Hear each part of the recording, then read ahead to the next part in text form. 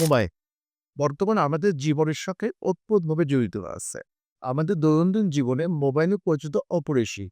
আমরা কথা বলা, বিভিন্ন রকম প্রয়োজনীয় জিনিস এবং মানসিক শান্তির জন্য আমরা মোবাইলের ব্যবহার করে থাকি। কিছু মাত্রাতিরিক্ত ব্যবহার করার কারণে মোবাইলটা মোবাইলের ব্যবহারটা আমাদের জীবনে দুর্বিষহ হয়ে উঠছে কখনো, কখনো। মোবাইলের প্রভাব সাধারণত বাচ্চা, শিশু, কিশোর আবার বৃদ্ধ মহিলা, নারী, পুরুষ সবাই এখান থেকে সাফার হচ্ছে।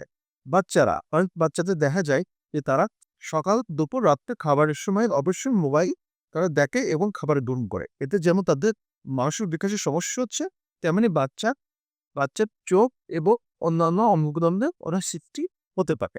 নারী পুরুষ যারা একটু বয়স্ক নারী পুরুষ আছে বর্তমান সময়ে যাদেরকে আমরা ইয়ং জেনারেশন বলি।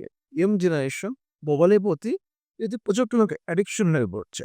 এই জন্য তাদের মাথা ব্যাথা, মাথা ঘোরা, সার্বিক ক্লান্ত, উম কোনো কাজে মনোযোগিতা না থাকা, খাবারে অরুচি, মেজাজ খিটখিটে, অনিদ্রার মতো জিনিসগুলো তারা সাম্বার করছে।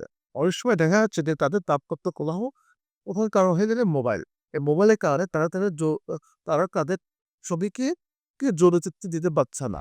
তাদের মানসিক থেকে ব্যাঘাত ঘটছে।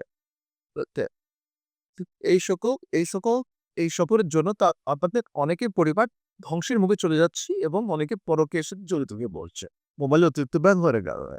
এই সকল কথা চিন্তা করে ডিসপ্লে হসপিটাল তারা একটি বিশেষ জোন তৈরি করেছে মোবাইলের জন্য, সাইকোথেরাপি।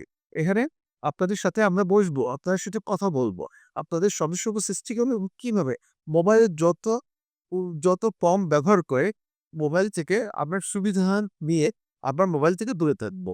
তবে দেখা যাবে আমাদের আগামী প্রজন্ম, আমরা এবং আমাদের ছাত্রছাত্রী সবাই মোবাইলের উঠাও থেকে যাবে এবং তারা মোবাইল থেকে দূরে থাকবে।